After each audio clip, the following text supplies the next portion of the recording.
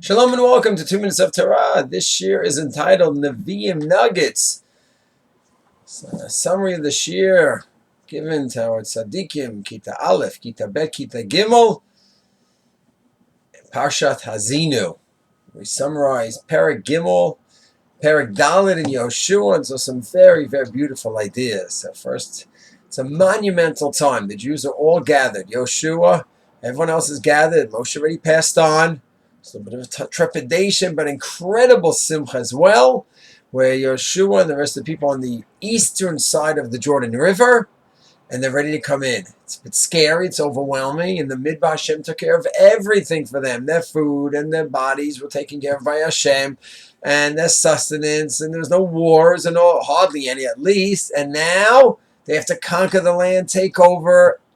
Time to be nervous, and yet, Vayashkem, what does it say? Vayashkem, Yehoshua and people got up early in the morning. They're excited. They know this is Hashem's will, and we're going to do it. Fear, no fear, we're going to overcome it, because this is what Hashem wants. He says we're going to do it, we're going to do it. And they're all excited. They're getting ready for Eretz Yisrael. And it says that Hashem said, Yehoshua, all the cover that Moshe had, you're going to have. The question obviously is, Yehoshua cares about the covenant? And the answer is no, he does not. It's just a pragmatic, practical promise that a leader needs to have the people follow him.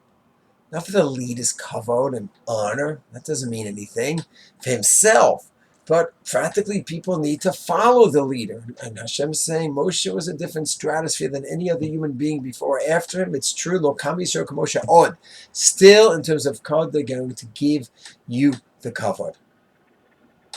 And the Aron is there. The Kohanim are going to go in first, holding the Aron, and the message is incredible. All the Jews are going to pass on the way to Eretz Yisrael, seeing the Aron. And this brings up an incredibly important and controversial point, because the message is clear. You are not Italians going to Italy. You are not Polish people going to Poland. And you're not Americans going to America.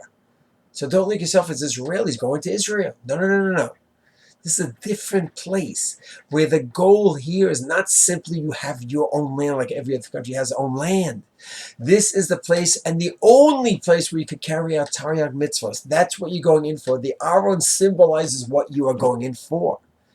And the Kohanim, the ones who are doing the Ovod and the Migdash, carrying the Aron, and that's who you're passing as you cross in. There's no greater symbolism than that. So this brings up an amazing point. Nowadays, the leaders in Israel, not exactly showing Torah mitzvahs, many of them.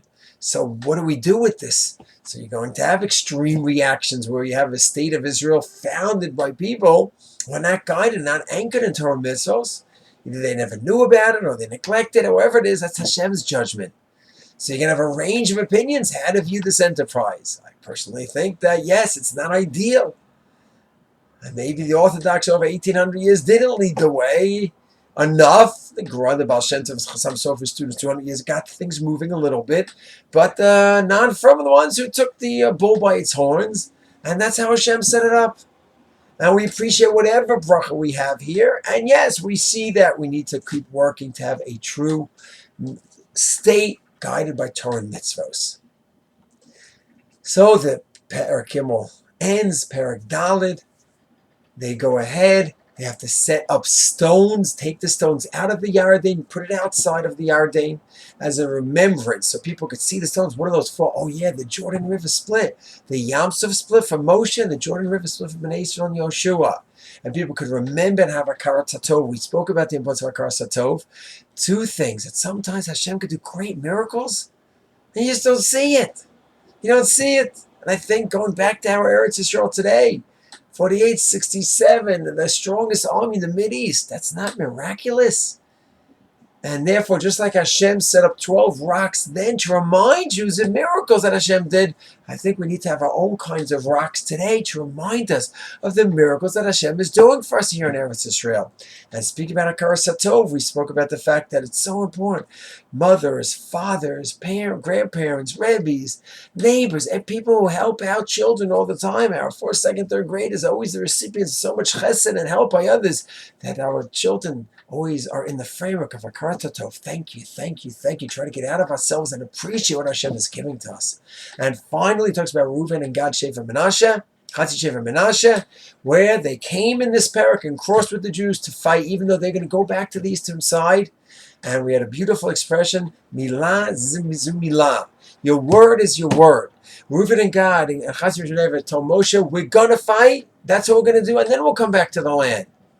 And they kept their word 100% plus more. They said, we're just going to fight them, then we'll go back. They fought and they helped settle everyone, and then they went back. So their word is their word, and what a lesson that is for all of us. That you give your word, you keep it. Shalom.